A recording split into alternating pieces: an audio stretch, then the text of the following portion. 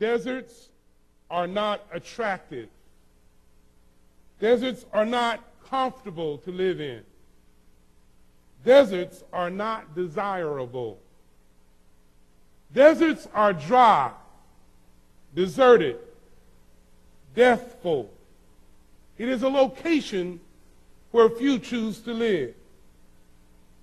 Philip was told to go to a desert road. He was not told why. Frankly, this bothers me about God because God often tells us to do things, but I want an explanation. Brother Carmichael, I wish that God would say, this is why I want you to do this particular thing.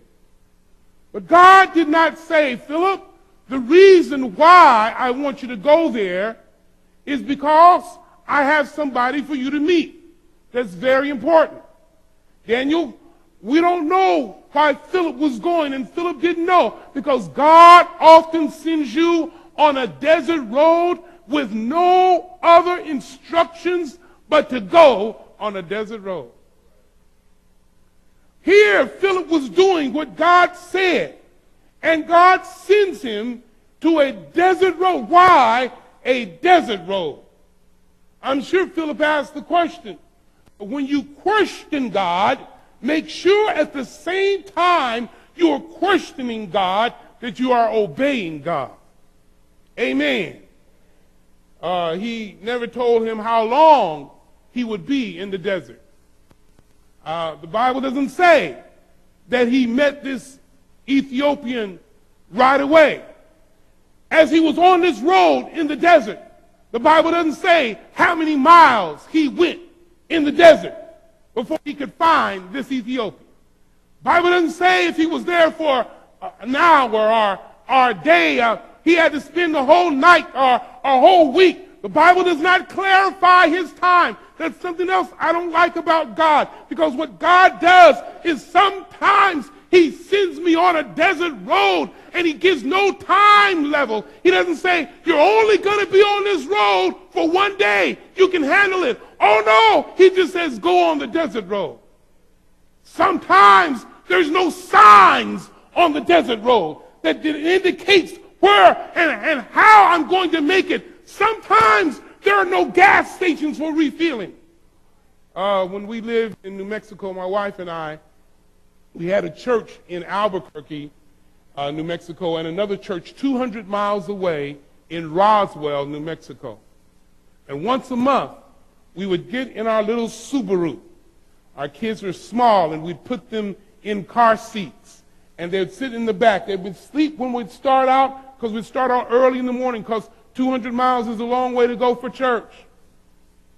And we'd ride in our little Subaru down the road. And there's a certain point in New Mexico, a city called Klein's Corner. On Klein's Corner, that point is the last stop of civilization when you're headed towards Roswell.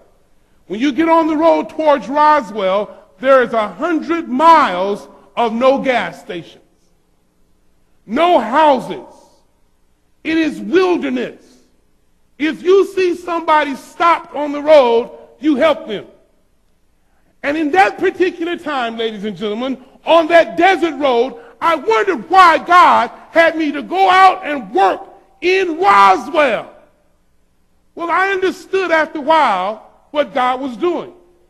See, for 3 hours going and for 3 hours coming back, my wife and I had to be in the car together and talk.